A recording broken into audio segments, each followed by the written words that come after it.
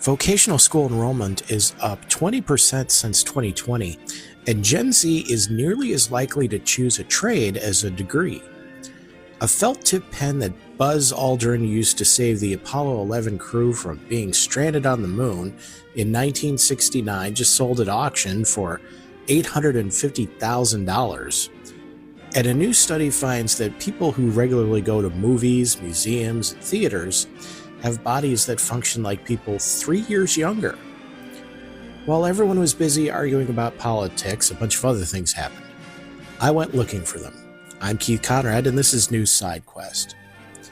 The New York Times ran a piece this week following young Americans who are trading 4-year degrees for skilled trades programs, and the data behind the trend is now substantial enough that the trend probably undersells it. Enrollment at public 2-year vocational schools is up nearly 20% since 2020.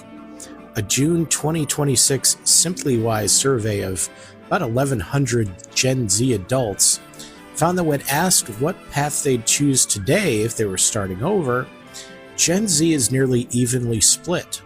26% chose a 4-year college, 25% chose trade school or an apprenticeship. A year ago, fewer than 40% of Gen Z respondents were interested in the trades. Something has shifted, and it shifted fast. The drivers are specific. Tuition shock is one. A 4-year private college now averages $45,000 annually. A typical trade program costs somewhere between $5,000 and $15,000 total and takes 6 to 24 months to complete. That's actually still more than I paid for college 20 years ago. 54% of Gen Z surveyed said they personally know a college graduate who is struggling financially, and among that group, 57% said they chose trade school over college. The lived example of a struggling peer is apparently more persuasive than any guidance counselor's advice could ever be.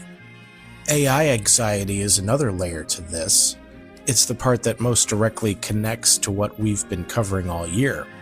50% of Gen Z surveyed says AI has already changed how they think about what their career will look like.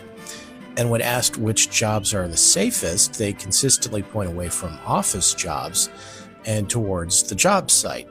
Software developers, accountants, and graphic designers rank as the occupations they believe AI is most likely to disrupt. Electricians, plumbers, welders, and HVAC technicians rank at the other end of the spectrum. Listen, AI can do a lot of great things, but can't physically tighten a bolt or weld a joint. At least not yet. Construction robotics is growing fast, automated welding systems are improving. Some researchers project that physical trade jobs will face more automation pressure over the next few decades than the current optimism would assume. The honest answer is probably that welding is harder to fully automate than writing code, but harder doesn't mean permanent. What's harder to dispute is the near-term math. There are projected to be 2.1 million unfilled skilled trade jobs by 2030. The AI data center boom, the infrastructure behind the AI that's supposedly threatening everyone's jobs, requires electricians, HVAC technicians, and fiber optic installers by the hundreds of thousands before a single model can run. The apprentice who starts today will be earning $110,000 by year 7 with zero student debt, while a college graduate starts with $55,000 servicing $30,000 in loans. That's a compelling comparison regardless of what you think about the long-term automation question. So if you were starting over at 18 today, knowing what you know now about the economy, AI, and what actually worked for you, would you take a different path, and what would it be? It's all ball bearings nowadays. Now you prepare that Fetzer valve with some 3-in-1 oil and some gauze pads. And I'm going to need about 10 quarts of antifreeze, preferably Prestone. No, don't make that Quaker State. July 20th, 1969, Neil Armstrong and Buzz Aldrin just completed humanity's first moonwalk. They're climbing back into the lunar module Eagle to sleep before preparing to launch back into orbit and rendezvous with Michael Collins in the command module above. Buzz Aldrin notices something on the floor, a small plastic switch. His heart, in his words, jolted. The switch had snapped off the circuit breaker panel, broken, he believed, by his bulky life support backpack, catching it as he climbed back in. The circuit it controlled was the engine arm circuit breaker, the switch that would send electrical power to the ascent engine, the one engine that would lift them off the moon and into lunar orbit. Without it working, Armstrong and Aldrin were stranded on the lunar surface with absolutely no way of going home. They reported the problem to Mission Control. Houston worked through the night trying to figure out how to reroute the power from another circuit. By morning, the answer came back with a particular brevity of very bad news. There's just no way to do it. Aldrin looked at the control panel. The breaker housing was still intact. It just needed something non-metallic, something that wouldn't risk a short, to press it back into place and hold the circuit closed.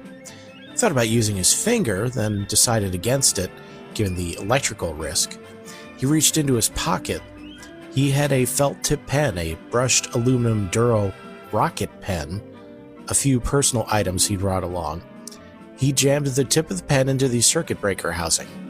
And it worked. The circuit held. They launched. They made it home. Humanity was never the same, yada, yada, yada. That pen and the snapped-off switch, which Aldrin kept in his personal collection for 57 years, sold at Sotheby's this week for $857,000. The pre-sale estimate was between $800,000 and $1.2 million, so it came in at the lower end. But $857,000 for a dried-out felt-tip pen isn't a low number by anybody's standard. Aldrin's quote from his provenance letter says it pretty simply. It says, quote, "In the end, what mattered the most was that we had to figure out how to solve the problem of the broken switch so that we could leave the lunar surface and get home to Earth. The pen did the trick. The circuit breaker held. We could return to Earth after all." End quote.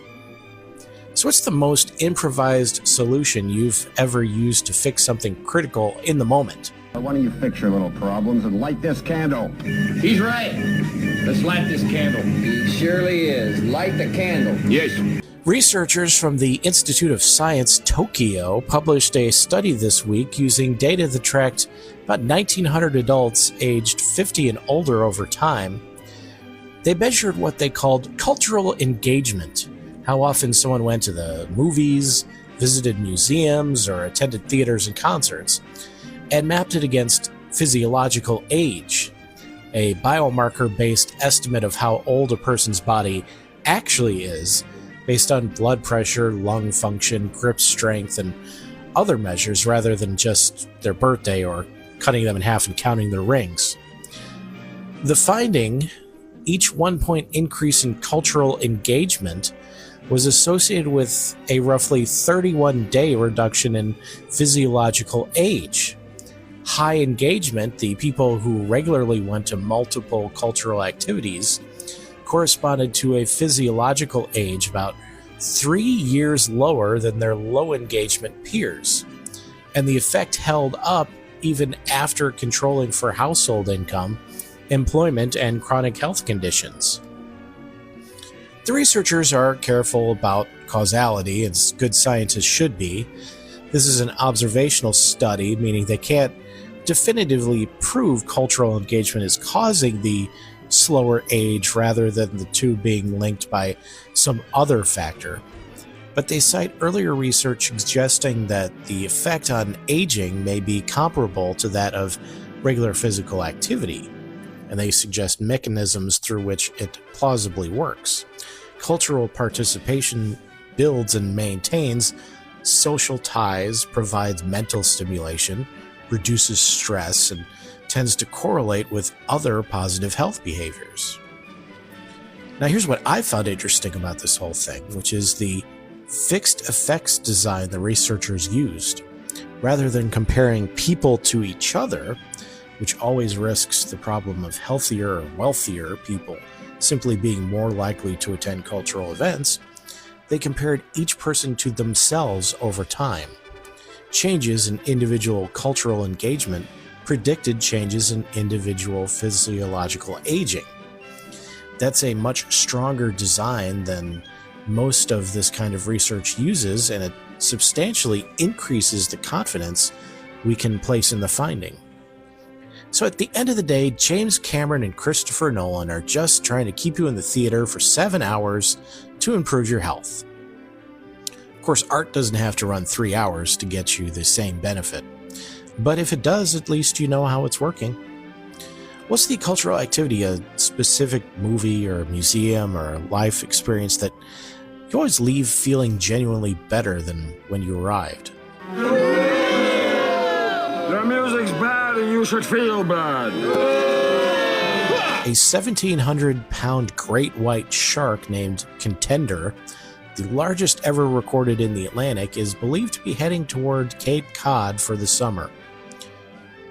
Contender has been tracked by the ocean research organization OCEARCH and is not believed to pose an elevated risk relative to the normal background level of great white activity in the area. Quint was unavailable for comment. You're going to need a bigger boat. A suspect was arrested robbing a Maryland bank and brought a kitten with him. The kitten didn't belong to him either. There are some activities you probably shouldn't bring your pet along for, and that specific activity is definitely one of them. And the fact that the kitten wasn't even his elevates this to a remarkable level of poor personal planning. You filthy criminals. A deer crashed through the front window of an antique store in Alabama. The deer was eventually removed. The antique store is reportedly assessing the damage. The bull who visited the china shop down the street is just relieved that all eyes are off of him for once. A deer! A female deer. Wildfire smoke from Canada is expected to spread across the Midwest and East this weekend, with air quality warnings already in effect in some areas. Get ready for a hot and hazy summer. This is the third significant smoke event of the year affecting the eastern U.S. and Midwest, which at this point is kind of its own seasonal rhythm. Son, I think I can safely say... That's it for News Side Quest. 3 questions for your consideration. If you were starting over today at 18 and you know what you know now, what path would you take and the most improvised fix you've ever pulled off in a critical moment, and the cultural activity you always leave feeling genuinely better afterwards? Email me at newsidequest@gmail.com or visit the Substack comments. See you tomorrow.